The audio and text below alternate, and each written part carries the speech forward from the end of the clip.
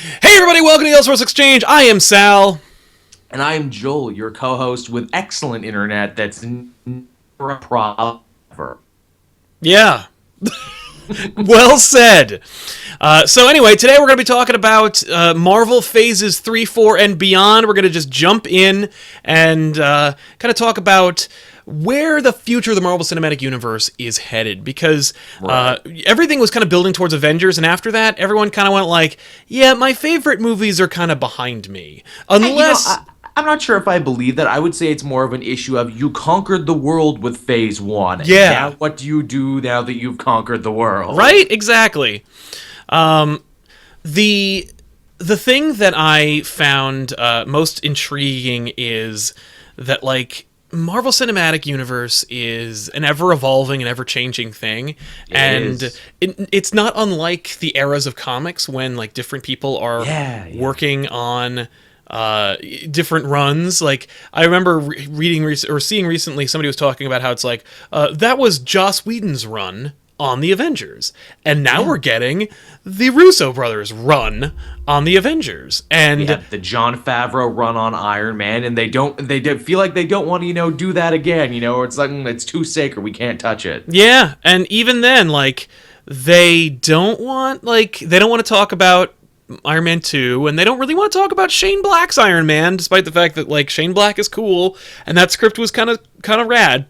I will argue up and down. I think Iron Man 3 is the most underrated one. I think it's genius. In time, people will get it. That's funny. I think Iron Man 2 is pretty great. Really? I really like Iron Man 2. Very unpopular opinions we're shooting. It's true. I like Iron Man 2. I hate Whiplash, but I hate every Iron Man villain. So that's all fine. Pretty lame. And that's something they had to deal with, and that's why I think for most of these Marvel movies, their biggest problem is they say, you know what, just chuck the villain. It's all going to be about the hero. Which really, like, that's cool because it avoids the Batman effect of the villain being way more interesting than the hero. And driving the plot. The only Batman movie wherein Bruce Wayne Batman is the main character is Batman Begins, and that's why Batman Begins is still probably my favorite. It's a pretty solid flick. It's funny. It gets a little only weird. One about Batman. It's the only one about Bruce Wayne. In every other Batman story, the villain moves the plot forward. And it's funny. They talk about how it's like, Batman Begins. It's funny we're talking about Batman Begins now in a Marvel video, but in a Marvel episode. But Batman Begins makes so many weird decisions. Yes, it does. I can't quite even call it a Batman movie because it's almost not even about him being Batman. It's about Bruce Wayne. It's a Bruce Wayne story. It's a Bruce Wayne story, exactly. And then at the end, they try to, like, cram in, like, the Batman lines of, like, like, no, this is your mask. And it's like, no, he doesn't want to be Batman. Like, this guy does not want to be Batman. He doesn't. He's not even, like, compelled to be Batman. He does very few reasons to really want to do this. But anyway, so Marvel Phase 3, we're going to talk about Phase 3 and then kind of bleed into Phase 4 and beyond. Let's draw from our list of Phase 3 films that are to be coming out. The reason why we're doing this is because I've just been wanting to see Civil War so badly. I know, right? I'm so jealous because so many people on my Twitter feed, so many film critics that I know, and so many people who are higher up on the YouTube rungs, they already got to see it. And I'm more jelly than man about it. Yeah, the fact is, like, the funny thing is, more and more people have seen Civil War, and it's just because Marvel's like, yeah, you know what? It's fucking great. So more and more people see it. Go watch it. And tell everyone how much you loved it. I literally tricked myself this month. I don't know how I did it. I felt like such a goober. I literally tricked myself into thinking it came out at the end of this month. And I'm like, oh, yeah, at the end of April, we're all going to go see Civil War, right? Who wants to come see Civil War with me? Only when I looked at, my local theaters, I'm like, oh, comes out in Europe and Australia at the end of the month, doesn't come out in North America until May 6th. Well, shit. Yeah, that's still pretty close. It's only a few weeks away, and it's funny to do, like, a whole show that people will find months from now and talk about how it's coming out, but, anyway. So don't worry, once it comes out, I'm sure on all the other shows Sal and I are on, I'm sure we will talk it all to death after. Oh, we will do a whole Civil War episode. Oh, we will. But, so Civil War's coming out. It's reportedly amazing and a really badass, like, Captain America movie and kind of a really killer Avengers movie. From what I'm hearing, they say it's the truer successor to Avengers 1 than Age of Ultron was, and yet it could not exist without the events of Age of Ultron. Exactly, which is really rad. And very comic booky, isn't it? Where it's like, this event wasn't great, but it led to this awesome set of things that happened later. Yep, exactly. You're really getting into kind of back issues territory where it's like, so how did we get here? Well, anyway, there was this Joss Whedon archetype robot who showed up, and he like picked up a small European country and tried to kill the world. It really doesn't matter. You know, what matters is Iron Man and Captain America have fucking problems. Like, that's cool, and from what I understand, it's very maturely handled, and it's really, really rad, and we see a lot of things we want to see, but let's not talk about speculation as far as Civil War goes, just that it's setting the stage, and that's one of the things where it's like, for a lot of people, like, this is kind of like setting the stage for phase, like, this is phase 3 Civil War, which by all rights should kind of be the end of phase 3, but it isn't. It's the kickoff of a whole new phase, and I can only imagine that we will be seeing the effects of this movie felt in the subsequent films, and maybe that will give a good explanation for that question that people always ask in these shared universe superhero movies, and that is, why does blank not call blank for help? Yeah. And now they'll be like, because they hate each other, or because they fought in the airplane scene. Like, that's cool. It's a good reason. And I like that it's not... I hate when... I hate tie-ins. I hate when, like, a major event will ruin or derail stories that are within the universe itself. Or but when people gotta... just to get to the event. Yeah, you got to get through all this stuff to get to here, and don't worry, my story will be preserved. Just I gotta tell this really quick story about Civil War. Like, that's why I always like Jimmy Palmiotti when he's forced to write tie-ins for his different stuff. He's like, look, I will pay lip service to your event, but I'm telling the story I was telling anyway. Exactly. If I gotta cram it in right at the beginning or right at the end, I'll do it, but I'm telling my story. Right. But I'm happy to see that the next phase 3 movie is Doctor Strange, which rocks and looks amazing. I think there's a certain person in your household who may be even more excited than both of us put together. True enough. And in fact, she did a whole trailer reaction video, which you can check out right over Joel's head. It's a really, really terrific video. We're very happy and proud of it. And people have been what's Tiffany's opinion? I'm like, here it is. I couldn't take my eye off that totally, completely comic accurate necklace thing she had going. Oh, the Eye of Agamotto. Yes, she made that shit. The funny thing is, for me, thank you. For me, Doctor Strange could be a like kind of amazing Guardians of the Galaxy-esque effect on the Marvel Cinematic Universe. A game changer. It could be a game changer. It could just be a really solid solo movie, like Ant-Man was. Or it could be a game changer, like Guardians of the Galaxy was. It's already looking unlike anything else the Marvel Cinematic Universe has going for it right now, which is definitely a point in its favor. Like, I said this before, I don't know if you were around when I said it, but if they did not slap the Marvel logo at the end of that, I bet you most people would have had no idea that was even a superhero movie, alone a movie in the Marvel canon. Absolutely. I also loved the little... It was very subtle, but it was just an effect where the Marvel logo comes up, and then it fades to a black screen instead of a red screen. And I was like, ooh, like they're going like, no, this is going to be dark. And they didn't say it out loud. They didn't beat your head over it. Like, they didn't beat you over the head with it, but it was just kind of like, that's cool. It rang a little more. It felt like phase 2 of what they used to do with, they used to do the Marvel logo before movies, before they had like their shit together. Yeah. When they had the Marvel Knights movies. Yeah, the very short-lived. Wasn't it only like Ghost Rider and Punisher Warzone that had those attached to them? I think it was also Blade. One of the Blade movies has the Marvel Knights logo, too. Probably the third crappy Probably the third. with Triple H as one of the vampires. Yeah, he's great, man. That whole movie. Parker Posey's in that. She's just... Parker Posey the hell out of that movie. And Ryan Reynolds trying really hard, being like, no. Many years from now, in a long con, I will play Deadpool and this will all be okay. Yes. But I always appreciated that move where they're like, Marvel Knights, and it's like, oh, cool.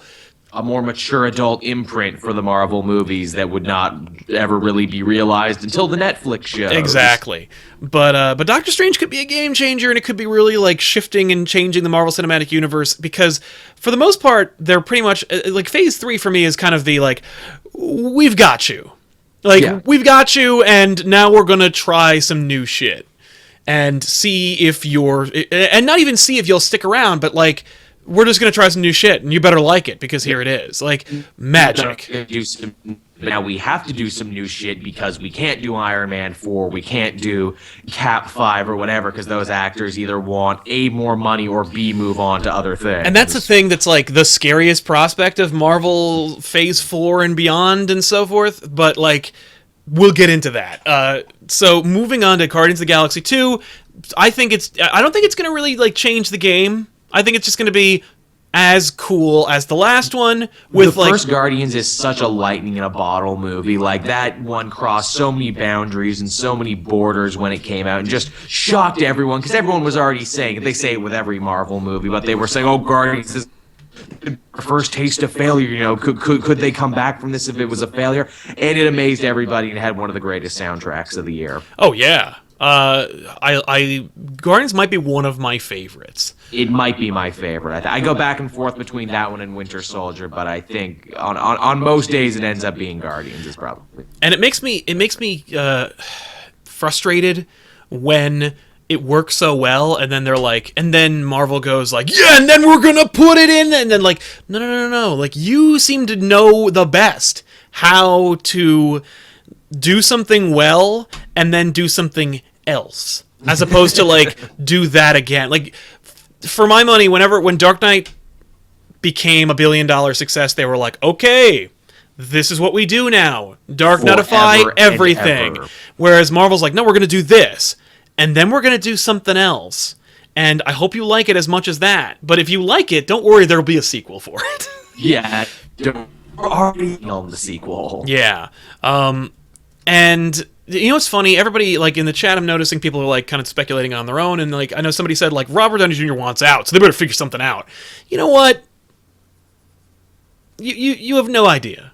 The fact is, like... Does he really want out? Remember the... all over the place that he, like, wrote, directed, and starred in? Yeah. I mean, like... The fact is, he's only in 20% of Iron Man movies anyway, because the rest of it is CG. Like, you could extend RDJ for a while, but I don't think you could literally have Robert Downey Jr. phoning in his performances from here on out. Yeah, you don't have to, and I don't think they should, but we just saw Robert Downey Jr. doing Kimmel, and he was talking about like the Spider-Man.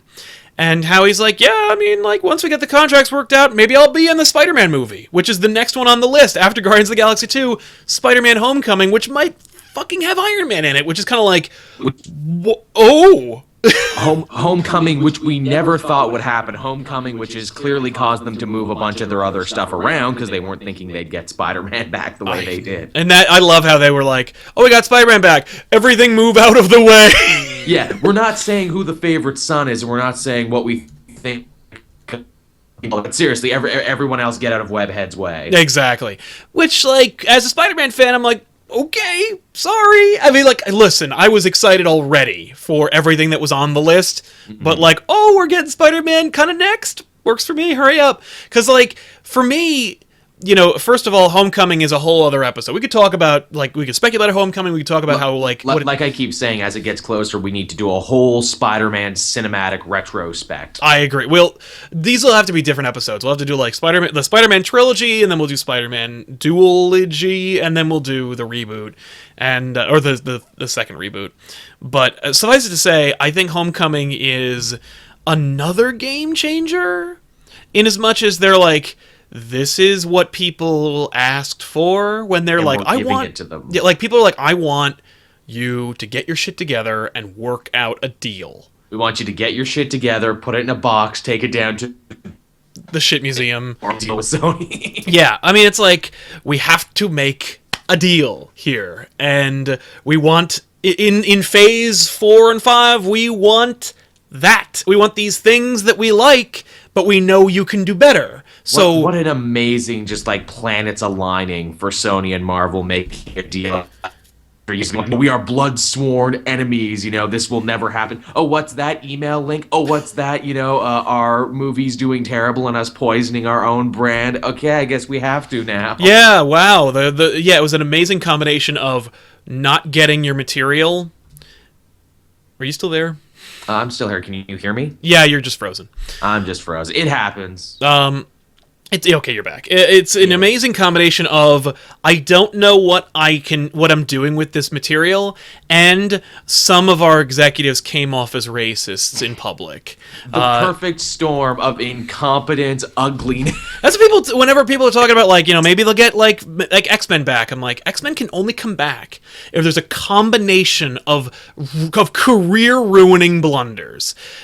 I feel like Fantastic Four is a deal that we're not even privy to, but is in the works. I know there's nothing being said about it, and I think the fact there is nothing being said about it is proof positive that there is conversations going on about acquiring Fantastic Four. Because as far as they're concerned, it's a dead brand now. It's a poison brand. Yep. If they just bring it out again, might as well sell it off for what it's worth, and might as well get a little something for themselves in the process of it. I know we talked about those X-Men shows, yes, which, of course, they never... Before Fox never had the rights to make X-Men shows, and then all of a sudden, out of thin air, they did, which is leading people to believe, okay, what did they pay? What did they trade for that? Yeah, exactly. I mean, and it could have been as much as Galactus, or it could be the whole shebang. The fact is, you're only really getting 6 characters. You're getting the 4, Galactus, and Doom, and maybe you could get Silver Surfer or whatever. It doesn't really... And some cool story shit like the Ultimate Nullifier and stuff. Yeah, I mean, you get all the cosmic they could just be like, no, we just want all the Fantastic Four cosmic shit. No, just to complete you can keep it. The Mole Man and Paste Pot Pete. You can keep Mole Man, Paste Pot Pete, and the 4, but we just want Galactus, Silver Surfer, Uatu, Nihilus, everything that is associated. But the fact is, cool Earth-ending shit for when we use all our cosmic villains up. We need the Avengers to fight Doctor Doom. Right. Well, and I want Doctor Doom. So I think Fantastic Four is practically a done deal, but time will be the judge of that. But Spider-Man: Homecoming is, for a lot of people, it's another phase of Marvel because they're like, it's the proof that the deals can be made. Yeah, it's a beautiful, shiny example of look how much money we're gonna make. Maybe everyone else out there should make deals with us too. Hey, whoever owns Namor, which might be Universal, because apparently they have a stake in him somehow. Right. More movies from happening. Yeah, I don't want to see a Namor movie, but I'd watch a Namor antagonist movie. Like an Atlantis attack sort of thing. Yeah, maybe. Only Namor was not in it, and he barely did it, and Atlantis barely attacked. Then we got Thor Ragnarok, and it's yet another... It's funny, because each one from Phase 3 is a total different tone shift and style shift. You got Doctor Strange, magic, holy shit, solo movie. Guardians of the Galaxy, ensemble piece, in space, holy shit. Spider-Man, studio deal, solo movie, should really only take 3 to 6 months to shoot because it's really one kid, one ant, one character, John Hughes movie. You've got this. It should take you not very much to make this movie and get it out there. Also, another thing about Spider-Man: Homecoming before we move on again, young protagonist, an actual teen superhero. How did it take us this long? A lot of people are talking about the title and taking it literally, being maybe it's about the homecoming dance, and it's that's a thing that we haven't seen in a Spider-Man movie ever. It's true. Spider-Man being late to the dance. They always grow Spider-Man up too fast in those other movies. Oh yeah, halfway through or earlier than that in the first movie, he graduates from high school. Which is hilarious because it's guys, do you not know in the comics they're always bending over backwards to get him back into high school? Yeah, it's amazing, those two conflicting agendas where it's the movie guy's get him to be 30 and make him married and shit, and the comics are you kidding me? He's got to be 14. Yeah, it is hilarious. But it's once again enough to continue to tell teen Spider-Man stories. Yeah, but once again a game-changing title. Then you got Thor Ragnarok, which... I think Marvel learned their lesson. Nobody really wants a Thor sequel. And I like Thor is the thing. I will say Thor 1 is my guilty pleasure from Phase 1. I love the sorcery silliness of it. Thor's cool. I saw Thor Dark World the other day. It's not bad. Like, is it as good as any of the other ones? Not really. But is it a terrible movie? Not so much. I would say it's very much in the same thing as Iron Man 2, where it's like it is a perfectly passable movie, judging it against all the other ones, and it's another instance of you really dropped the ball on the villain here. Malekith should have been cool. Malekith should have been amazing. That was a disaster. That was such a waste. And I remember him being less of a waste than he actually was, having seen it again. And I'm like, wow, Malekith is worse than Ronan the Accuser, and Ronan the Accuser is basically a cardboard cutout, which really sucks, but not really, because Ronan the Accuser is kind of a emotional, like, he's just kind of like a force of the universe. That said, though, even his motivations in Guardians of the Galaxy were emotional related, so it's like, you wrecked everything about the character, and he wasn't even interesting. The thing about Malekith, too, is you can tell at some point early on in that movie they were planning to make the Dark Elves and Malekith more sympathetic, but that they cut that in favor of maybe Loki should have more screen time. Yeah, how about more Loki, though? And it's like, you know what? Yeah, how about that? Because he's fun to watch, and he likes playing Loki. I'm happy with that. He's continuously great, Tom Hiddleston. Tom Hiddleston will dress up in the costume and come to Comic-Con and just be Loki at Comic-Con. I loved seeing, there was a quote where he's like, I would like Loki to fight Doctor Strange. I'm like, I'd like Loki to be in everything, so it works for me.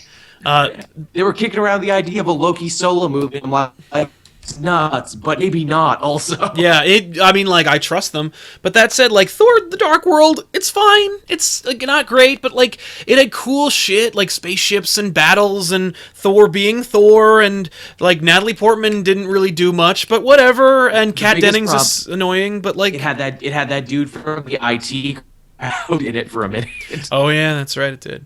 Here's the issue with Thor. I forget who said it, but they said it perfectly. They said the problem with Thor is that even the side characters have side characters. The sidekicks have sidekicks in that movie. Yeah, they really do. But I think they got the message. And so I think Thor Ragnarok, while I think they were setting it up, I think maybe they didn't get the message until they had already decided to make Thor Ragnarok, but they're like, Thor Ragnarok, well, it's like Game of fucking Thrones plus like $1 billion budget, and it's the end of the fucking world for Thor and his friends. And then they're like, and the Hulk. Yeah, but then they were like, but what about the Hulk though? Like, that was, I think it was, they were like, no, the fall of Asgard, it'll be fucking cool. And everyone's like, no one cares about Asgard. We want Hulk. And they're like, oh, but we can't make a solo Hulk movie without dealing with Universal. Ooh, people love that scene between Thor and Hulk. People love seeing Thor and Hulk fighting and butting heads and arguing. And bros. And so why not just do that? And it's like, a road movie across the Nine Realms with Thor and the Hulk, and Hulk getting more banner in his head, and maybe it being a prelude to Planet Hulk. Yeah. Like, yeah, that's what I want to see. Instead of opening it with Planet Hulk and wrapping it up. No. Thor and Hulk fighting monsters and shit across the Nine Realms, and then at the end, Thor or like Hulk fucks off. He's like, later, and he goes off into like, and he goes to Sakaar or something like that. But whatever the point being, that sounds cool. I'm in for a buddy road movie starring two godlike characters, and we haven't seen that yet. Put Beta Ray Bill in there somewhere. That sounds like a really, really cool third character to throw into that movie. It sounds really off the wall. My name is Beta. Nice to meet you. Yeah, and they're like, wow, a horseman. Cool. You have a hammer too, huh? Yeah, I do. I would also take Beta Ray Bill in Guardians of the Galaxy 2. He'd dance there, wouldn't he? Yeah. Then we get Black Panther, and Black Panther is about time. Mm-hmm, definitely. Like, the last African superhero we saw in any way, or black superhero we've seen with a solo movie was Blade. And that was a while ago now. And that was like an unforgivably long time ago. And also, Black Panther's a cool character, and as I understand it, he's really like given his due in Civil War. And him and Spider-Man, people walked away. The critics and reviews that I've read say he owns the role. He's perfectly. But the second he puts that costume on, the claws literally come out. Yeah. And man, like, sounds cool. I'm in. Like, I don't know what it's going to be about. I think it'll be the most traditionally superhero-y movie where it's like, it's a guy in a costume and like, but he's also the ruler of his nation, and he's dealing with the fact that like his nation has now been outed as an actual place you can go, and like that's kind of neat. And he has to be a man between two worlds and balance his responsibilities as a king and as a superhero and as a diplomat. And that sounds cool. Like I don't know what it's gonna be, but sounds like what I always wanted the Aquaman movie to be, but probably won't be. Yeah. Oh no, it's not gonna be that. And then we get the Avengers movie. Infinity War Part 1. Which has like every character ever in it, and this is where they can set up Phase 4 in a big bad way. Because Phase 3 is almost like, let's have as much fun with the characters we've been setting up for the last 3 phases as possible. Yeah. Like, let's do Civil War. Let's do a buddy road movie with Thor and Hulk. Let's do Doctor Strange and have him meet Tony Stark before he keels over from age. Like, let's do all these things before this universe-changing Avengers movie. And let's get Stan Lee in as many of these movies as possible. Seriously. The Avengers movie for me is going to not Part 1 so much, but it will set a tone that I think will be unmistakable for Phase 4, and that is that there are real stakes and we're gonna change some shit. I don't know about you, but like big, real juicy stakes, yes. Yeah, big, beautiful stakes. But then we're gonna like kind of never mind that for 2 movies with Ant-Man and the Wasp. Which is so weird, where it's like, here's assumedly the big kickoff to this like multi-event, like in many ways, what seems to be the end of the era for your actors, depending on who you got to come back. Exactly. And everything. And you're kind of taking a breather in between. Maybe that's smart. It is. Going to be really heavy, but then Ant-Man and Wasp are going to come by and make you laugh. Yeah, exactly. And I think you need that. I think you need like a breath, just like you needed Ant-Man between like after Age of Ultron. I thought it was a nice palate cleanser, and if anything, you liked Ant-Man more after Age of Ultron. Yes, I think you did. I think that Ant-Man succeeded better because Age of Ultron was so dour and so kind of like so big and so summer blockbuster bloated. It was nice to see a, no pun intended, smaller scale movie. Yeah. Now, okay, you get Part 1 and Part 2. You have 2 movies between them. I think Part 1's going to take place all in space. You think? I think it's going to see the Avengers go to space, and I think you're going to see a power vacuum. You're going to see your favorite heavy hitters going into space. It's going to be kind of like Infinity. Which will be new, won't it? Heroes going to space. That's something they haven't done yet. And that'll be what you want, and that'll be where you're going to get your crossover with the Guardians of the Galaxy, and will be sweet. Imagine Rocket Raccoon hanging out with Iron Man. And I all cannot that wait. Stuff. But like, I think you're going to get that. I think that the idea here is that they're going to be like, we need to send them into space to try and stop Thanos before he gets to Earth. Of course, Infinity War Part 2 will probably be Thanos going to war, and it'll be a huge fucking thing. But that is going to set the stage. Heck, Infinity War Part 1 could like a cool recruitment drive movie where it's like Cap and Iron Man being like, look, we gotta get all the other heroes on Earth and have little vignettes with each of them getting recruited. You could legitimately, you could do it where the Guardians or one of them, like Star-Lord, comes to Earth and says like, there's a big purple asshole coming and you better get ready. Destruction, yeah. And then it is like a get the band back together movie, but also like by then everyone like the word is out, and so like the world is coming to an end, and and the Avengers are like, we have to get ready, but we also have to deal with like panic and villains being like, well, this is my last shot. So it is kind of an Avengers movie, but it's also a setup movie for the next one. You know what I keep wanting to see? Now that you have all these heroes together, and maybe if Marvel stopped killing their villains while they were at it too, I want like a cool villain group. I want the Masters of Evil in my Marvel movie is what I want. You can still get them, but like there's few. There's few of them. Like there's not a lot left. You could have Abomination. You could maybe have, I don't know how it's going to go. You could maybe have Zemo, but from what I understand, Zemo is apparently very different from his comic counterpart, and that's about it. You could get Loki, and you could get Ultron. You could, I mean, like, because he's an AI. Like he didn't back himself up somewhere. That's the easiest, laziest thing you could possibly do. You could maybe have couple of the guys from Agents of S.H.I.E.L.D. if you wanted. A couple of those guys they locked away. And that's the thing. Yeah, you could do Absorbing Man. Like, you could do a couple of things. Then you get Captain... I think they teased Gravitron and then he never came back. Yes, they did. Gravitron's in there, and then nothing. And then nothing with Gravitron. Yeah. He's too powerful for the Agents of S.H.I.E.L.D. Bartok the Leaper, you could always You could get Batroc! He'd be hilarious. He'd be a great henchman. Batroc, I kick you in the face. I kick you! I have good lower body strength.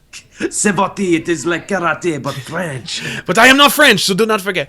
So you could anyway, so then you get Captain Marvel, which is like, you should have done Captain Marvel now. Like, Captain Marvel should have been around Doctor Strange, like before or after. It's cool that she's getting one. I'm glad she's getting a movie. I'm just like, fucking, why did it take so long? Like, I know she had to be bumped, but like, you can make multiple movies a year, you guys. There was a moment there when we didn't know who would hit the screen first, Wonder Woman or Captain Marvel. I know, there was seemed like it was neck and neck there for a second. And then they were like, nah, let her have it. Yeah, let Wonder Woman go first. Let the most well-known, well-recognized female superhero go first. Yeah. Now, but you know what? That win could change, because that's the thing now. Just because no one outside the comic reading world knows who Captain Marvel is now, that's going to change after her movie. Remember, as a comic fan living in a day before Iron Man 1, Iron Man was C-list at best. Yep. Then you had a movie, and then suddenly my mom knew who Iron Man was, and everyone else knew who Iron Man was, and he went from like C-list to A-list. Yeah, it's true. I don't care who they get, because I'm sure whoever they get will be great. My hope is for Emily Blunt. Has not had a bad casting yet. Yeah. My hope is for Emily Blunt from Edge of Tomorrow. She was good. I liked her. She's great. But I don't care. Like, we're not here to speculate on cast. But then it's Inhumans, and who knows if that's even gonna come out. You keep saying historically has bummed on the Inhumans. He's an anti-Inhumanite over here. Yeah, I really hate them, but like, Marvel knows where the money is, and they know which movie to bump every time. You just keep holding out hope where it's like, no, just hold out a little bit longer, and then you might get X-Men back. Yeah, Fox will fuck up. they will. All the time. I mean, their last Wolverine movie is their last Hugh Jackman movie is gonna be Old Man Logan. You're gonna fuck it up. You're gonna fuck it all up. Like, Bryan Singer's not gonna want to make X-Men movies for the next 10 years. He said that before he didn't, when he wanted to make Superman, and then it was a bomb. He's like, okay, time to make more X-Men then. Well, he's like, okay, I need to fucking pay my ridiculous bills and make lots of money. Like, yeah. I may have had some high-profile legal things I needed to pay during that time. Yeah. Yeah. Let's not talk about Bryan Singer. No, let's not. And the accusations surrounding him. But yeah, Inhumans, like, anything could happen, but it'll probably be bumped. Inhumans will have to make it to the screen. They've put too much time and money in the Inhumans, in the comics and in the TV. They need to make the movie. I'm telling you, man, if they got X-Men back, they would forget them immediately. I know they put a lot of work into it, and I guarantee you they'd be like, okay, new drawing board. Because Phase 4 can be anything. And it can be. For me, this is where it's like, okay, what's Phase 4 going to be? And it's like, here's where the contracts run out. Here's where the characters are too old. Here's where everything needs to change, and where we're going to go from 2020, here. So, we won't even be on YouTube anymore. We'll be doing the hologram networks now, where you can beam Sal and myself into your home via hologram. It's true. So let's talk about some predictions for Phase 4. They're going to be let's start with Avengers Infinity War Part 2. Avengers Infinity War Part 2 is going to be like the mic drop for it's got to be for Marvel all the way up to now. It's got to be the bookend too, is what it's got to be. It's got to bookend everything from Iron Man 1 to now. Exactly. And I think it'll be a little bit of a passing of the torch movie. It should be. I think that for Phase 4, that will be the era of the street level hero for Marvel Cinematic. The shows are proven successes, and people really, really want to see some crossover. Defenders is up next as far as like shows go. I mean, like Luke Cage's up next, but then but then Defenders, because they're shooting Defenders at the end of the year. Luke Cage sooner than we even think. Like, we'll be watching that before we know it. Coming out before Black Panther. Jeez. And that's going to be awesome, and I think it's a great time for like the street level hero to like get his due. Because the only thing they haven't done yet, they've tapped a higher level Avengers level hero. Yeah, and I think that you could definitely be like, okay, Phase 4 is the Bendis era for the new Avengers, where they're like, where like someone dies, and I bet it's most of them. Like, I don't know about like who dies in Civil War, the movie, but anyone whose contract is up, that's who dies. My guess is it'll be Steve Rogers. I'm hoping it might not be, but we'll see. And so we have to carry on in a post-capless world, but maybe Bucky Sebastian Stan will take it up and he'll become that Captain or Falcon, or both. I mean, like, but why not? I think that if they kill Cap and Anthony Mackie's a cool guy. He looks like he wants to stick around. Wouldn't you like an Anthony Mackie-led Avengers team? I would. Yes. I think that if they kill Cap in Civil War, he'll jump out of an Infinity Gem and just sock Thanos on the jaw a la Hitler. In Infinity War Part 2. That'd be cool. And I think that the fact is, like, what was it? Yeah, like, I think that I could see them being like, okay, now it's going to be street level stuff. Daredevil is going to get a movie. Luke Cage is going to get a movie. The Defenders are going to get their movie. And it'll be just like, let's delay the demise of the Marvel Cinematic Universe the way we look at it for as long as we can. You know what else they could do? It's a gamble they haven't played yet, and surprisingly a gamble Fox has already played, and that is they haven't done the time travel story yet. I think if you're playing around with Infinity Gems, this might actually be a good story for Doctor Strange. Traveling back in time and trying to stop the events of Iron Man 1 from happening, because if they do so, the Avengers will never be formed, and in a metatext, the entire Marvel Cinematic Universe won't exist. That's the thing. I think a Marvel movie with time is inevitable. Oh, I mean, they gotta do it. I think the best way to do it, if you're gonna do it, is Kang. That's the villain. That's the guy trying to stop it from happening. So you got to fight Kang the Conqueror. I think that, and because things get complicated, and Marvel audience and movie audiences hate complication. Of course. That the way in which Kang becomes Kang the Conqueror will be through the time gem. The problem is they can't have Kang, though, because he's tied up in Fantastic Four. But assuming by this time they made a deal. They could have Kang. I think that they could be like, They could have the Pharaoh version of Kang because he appeared in an Avengers story, but they can't have Kang the Conqueror because he first appeared in a Fantastic Four. Yeah.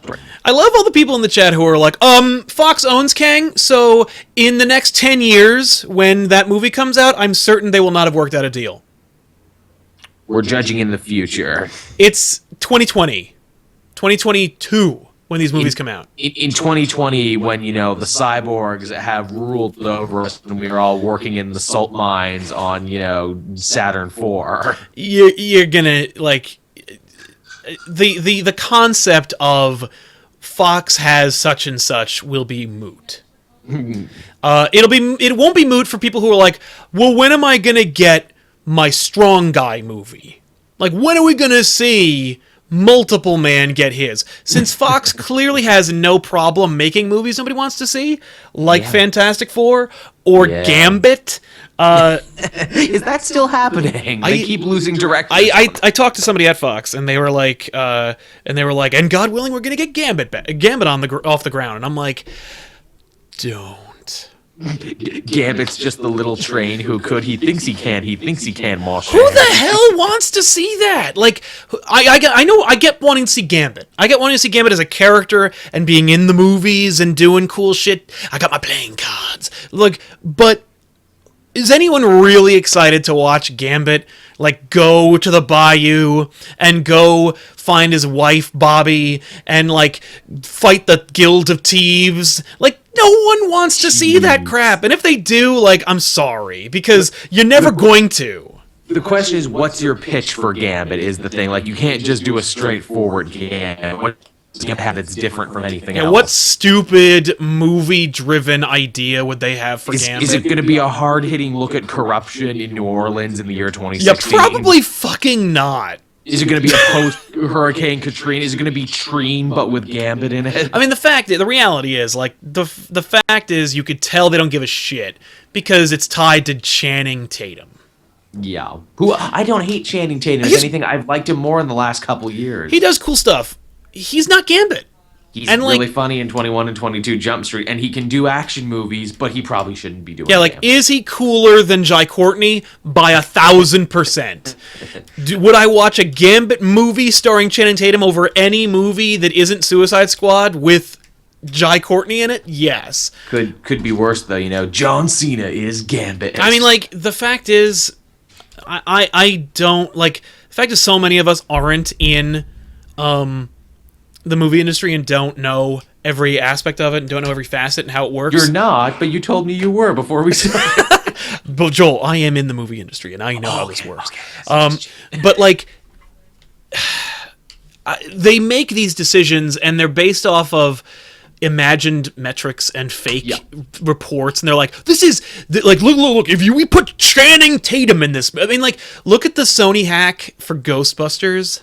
Yeah, really. And how they were like, they tried to push Ivan Reitman out of making a Ghostbusters movie. Why? Which is like, because they know better. And they were like... They know better than Ivan Reitman. And they flipped out over a terrible Paul Feig pitch. I know what happens at the beginning, middle, and end of that movie, and it is trash. And it has nothing to do with women. It has everything to do with just a lousy story. As I have always said, I love all those actresses they got. Well, okay, minus Melissa McCarthy. I love and enjoy... I like Melissa McCarthy in Gilmore Girls. She's fun in other stuff. I believe in the stuff that she writes and directs, not so much. Like, I like all the women in the movie. I'm a big fan of Saturday Night Live. I like that ilk of actresses. But doing another Ghostbusters was a bad idea, regardless of how you were going to do it. Yes, but so anyway, they're making this terrible Paul Feig movie, and then they heard that Channing Tatum wanted to be in Ghostbusters, and they wanted to make an in-universe Ghostbusters supplement movie starring Channing Tatum and Jonah Hill. Well, let's do both then. And they almost they tried really hard to throw out the Paul Feig movie. Wow. That's how much they're like, the Channing Tatum, he makes the Benjamins. Like, guys, did you see how much money and good reviews 21 and 22 Jump Street got? Yeah, it has nothing to do with Channing Tatum. It had everything to do with good writing and good directing and good word of mouth and everything. I mean, it has maybe 5% to do with Channing Tatum. Knowing how to read words on a page and make them sound like he's saying them for the first time. But that's something that if you... there are millions of out-of-work actors who want it bad. who can learn what's on a page and say it like they're saying it for the first time. But they don't got abs, bro. They don't got damn Tatum abs. You know what? If anything, if movies tell me anything, just before the movie starts, give him a guy and some steroids, and he'll have the abs. It's just unbelievable. But it's okay though, because Channing Tatum and Jonah Hill will be busy being in MIB 23, which is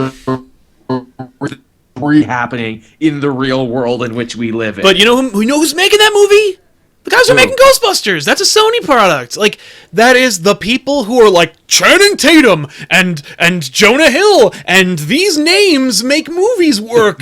They are our modern day Lawrence and Hardy, Yeah, what? How are you in charge of of world changing money?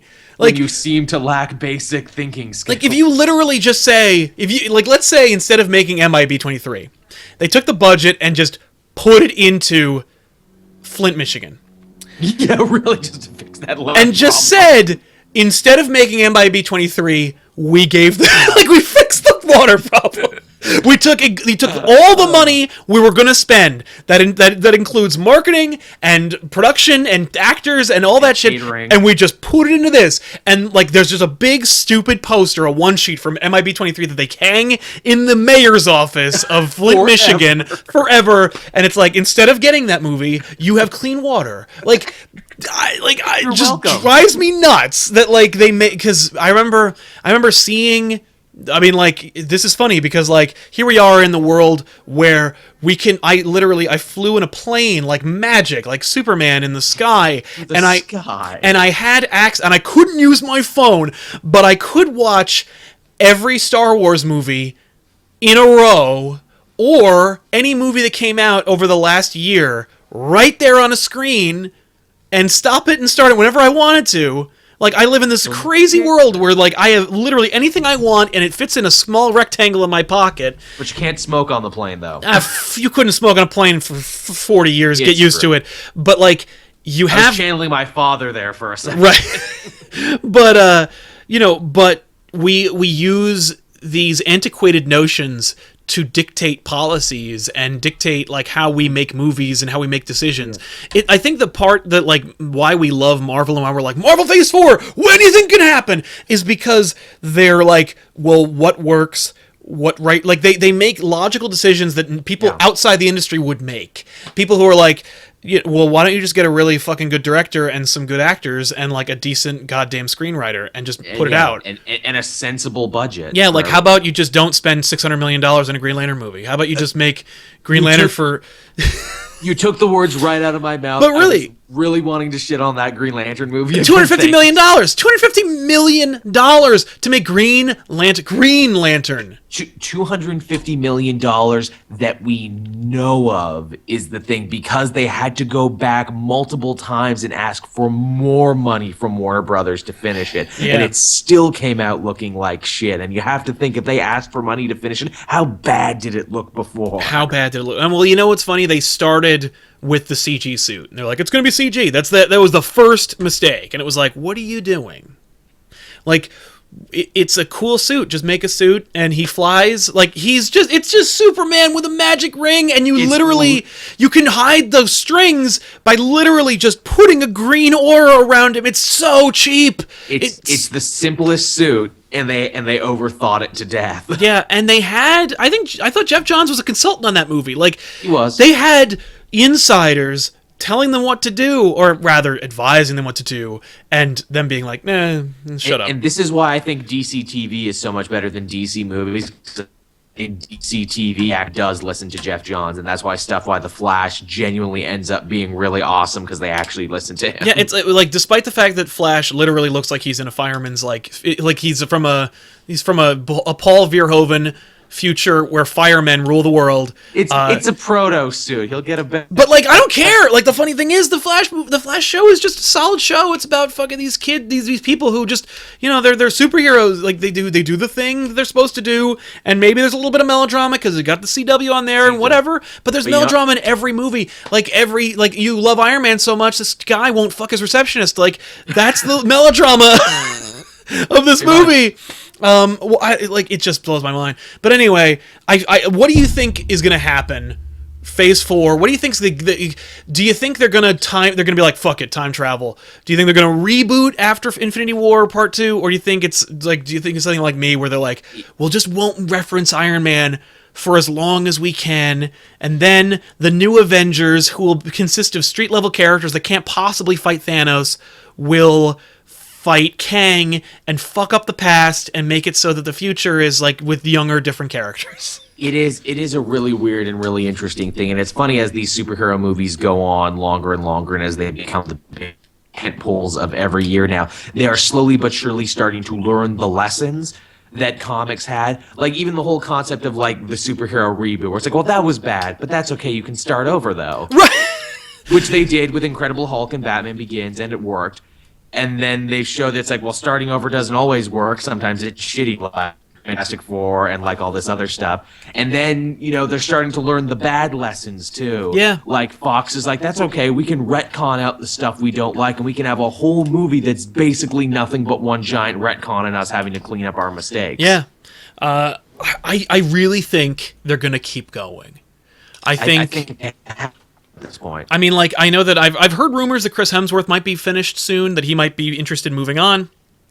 If he does, and you want to make Natalie Portman happy, you make her give Thor. her a hammer. You give her the hammer, and you make her Thor, and then her contract is as long as Chris Hemsworth's contract was, and so now you've extended Thor, and you kill Captain America, and you make him Bucky or Falcon, or you make him Bucky first, and then you make him Cap afterwards. Marvel is doing a lot of interesting legacy stuff in the comics now that they could cite as precedent for the movies. It's like, hey, Tom Holland, you don't want to be Spider-Man anymore? Well, guess what? For your next movie, you're meeting this cool little kid named Miles. Yep, and you're gonna die.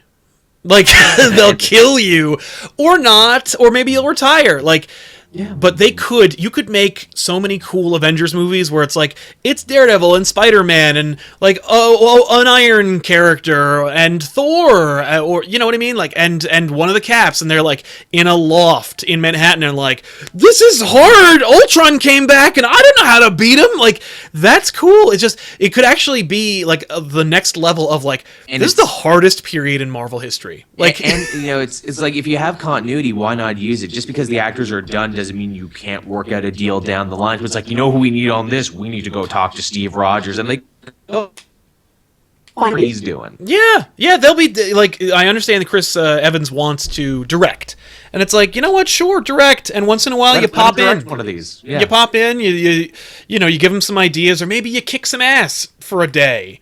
I mean, like, the fact is, I remember hearing the Chris Evans talk long before Dark World came out, and sure enough, the only cameo was his.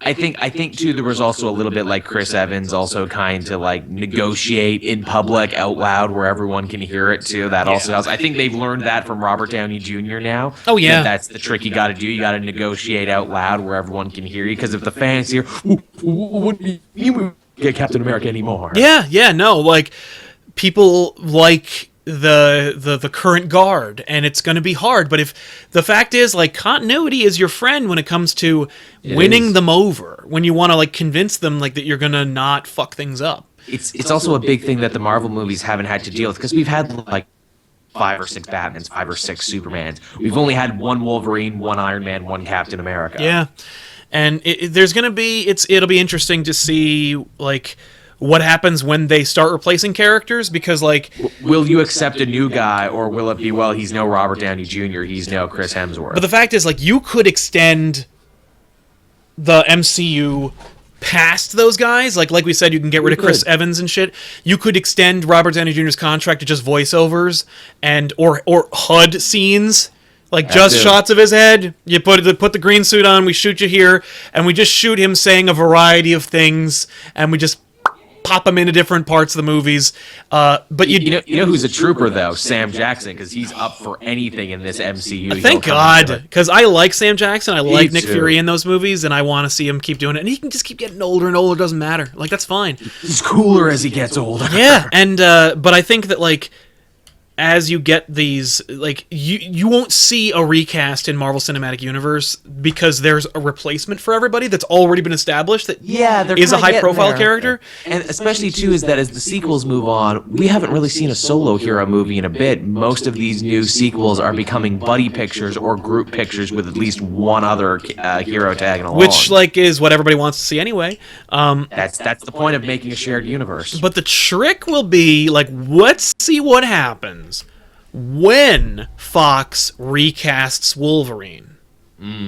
That'll be the barometer. I think that's the one everyone's watching. Yeah, because it'll be people saying like either he sucks, or they hired Keanu Reeves or something, where it's like, what a gross mistake. Like, what a weird high-profile adamantium, dude. Because it's a movie studio, you know, that they want to make a Channing Tatum Gambit movie. So you can't trust that. So you know they're going to be like, we're going to get so-and-so, as opposed to just getting like a guy who looks like Wolverine who's maybe 23, and then he gets to be Wolverine for like 10 fucking years. Like, and the problem with that too is that I think Hugh Jackman is one of the issues on that too, because he said several times, good day, mate, I'm gonna quit this series and do other stuff. Oh no, I want to be Wolverine again, take me back, I'll do it forever. And the funny thing is, that dude really wants to be Wolverine. He does. In the Marvel Universe. Yeah, I know. And I'll take it. Like, if Fox wants to make a deal where they're like, he can be Wolverine in the Infinity War movie. That would be cool. And he makes no reference to the X-Men or our universe, just he can be in it. And he can claw stuff. Like, he can be Wolverine in that movie, and that's it. And he has to have the adamantium because he doesn't have adamantium on our current run. Like, can we put a costume on him? No. No. Fine, he'll wear a flannel shirt. Exactly. He'll be drinking a Pabst Blue Ribbon. Yep. And then when Thanos comes in, he's like, "Hey, you spilled my drink." Yeah, but I strongly feel like by the time Avengers: Infinity War 2 comes around, we'll get the Fantastic Four back, or at least Fantastic Four properties back. Which how weird would that be to have the first family They'll be the last horse across the finish line to enter the full. Then again, you could make a big deal of like that's their victory lap. Like, ha ha ha, we finished off this amazing series, and look who we got back now. Legitimately, a great fucking palate cleanser would be you end Infinity War, you end Phase 3 or whatever with a Fantastic Four movie. A high-flying science family comedy. Yep. Just a Fantastic Four movie. They're established. They're riding high off of like maybe saving the day or helping to save the day, or maybe they don't. Maybe they missed it. You know, they come out of a fucking portal and they're like, "Whoa, we were in the negative zone fighting Galactus." As I keep saying, Annihilus. You should keep them as 60s characters. You should keep them as characters out of time. Like their rocket ship should come through a portal in Infinity like War 2. Like fucking Planet of the Apes. Exactly. They wake up and be like, "It's 2016. What happened?" Well, we have the Baxter building, which is covered in moss and chained up, but it's still there. That would be goddamn awesome. And you have to hear about them. And as I keep saying, too, you find out their old buddy, Victor Von Doom, became a dictator of a North Korea-esque nation, and now they got to get sent in to go deal with them. Yeah. That'd be freaking cool. Imagine that great exalted God King Doom. I want to see Doctor Doom in the MCU so bad. Because he'll be green, he'll have his cape, he'll have a hilarious accent, he'll be played by somebody amazing. Vincent Castle, I keep pushing only because the artist in Invincible Iron Man started drawing Doctor Doom as Vincent Castle. He sure did. I was not used to that. I didn't think of it. Yeah, because he's like scary and foreign. Yeah. Yeah. I like it. Yeah. Yeah. I have no idea what he is, and he's slimy and weird. Yeah, but now he doesn't have any scars, so he's got to be like outwardly he's got to be like gross in his personality. I want to look at him and don't trust him right away.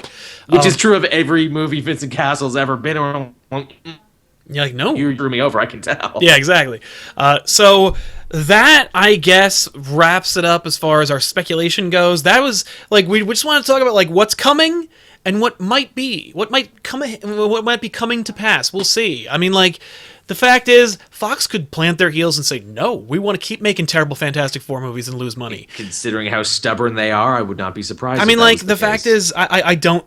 and Disney could just say, I don't care. Like, I don't need that. We don't need those things. We don't need your rock monster and we have so much stuff. And you know how expensive it would be to make a Fantastic Four movie? Like, no, we could just keep making Iron Man movies with like Robert Downey Jr.'s head on CG. Like we could keep changing up the lineup of the Guardians of the Galaxy if we wanted. Exactly. You could literally have like all those other ridiculous characters show up. Like, you could do anything.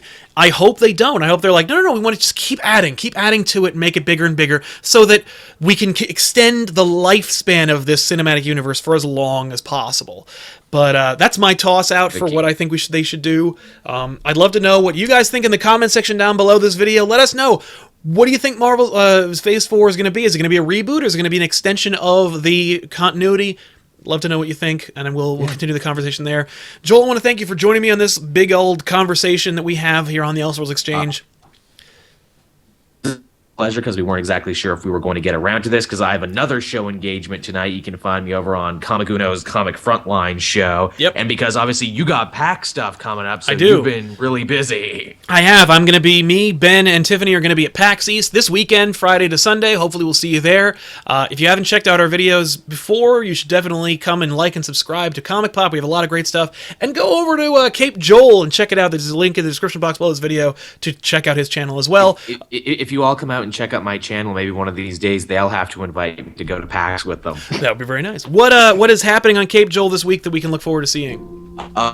Well, if you check out the channel right now because it's Wednesday, you can find the new Comic Multiverse episode that I do with my co-host Matt. We talk about all sorts of different events and all sorts of things that are going on in comic books. I know there was no weekly poll this week, so maybe that will help fill the void of new news for those of you who are interested. Yeah. Also, when I'm done here, I'm going to be editing and uploading Action Comics number 51, the continuation of Super League. Nice, cool. Over here on ComicPOP, I just made a big old video about every girlfriend Spider-Man's ever had in the Marvel Prime universe. That was a great video. Thank you very much. I was testing the water, seeing if I can make videos like that. I watched that like late at night at 3 a.m, and I'm like, man, that was great. Then I got super jealous. I'm like, that's going to be a huge viral video. I can already tell. I hope so. It's growing. It's doing quite well, but it's not blowing up as much as, one would hope. We also had a video on DC Fans talking about American Alien, and tonight at 8 o'clock Eastern Time, we'll be releasing Back Issues, our comic book humor discussion series about Batman Aliens, in honor of Alien Day happening on 4/26. That's LV426. So yeah, just getting ready for that. So hopefully we'll see you guys there. But if not, as always, we'll be here on Wednesdays at 6 p.m. or 5 p.m. West Eastern Time. We just had busy shit going on. Yeah. So we'll see you guys then. So thanks a lot for watching, everybody. So long. Peace out.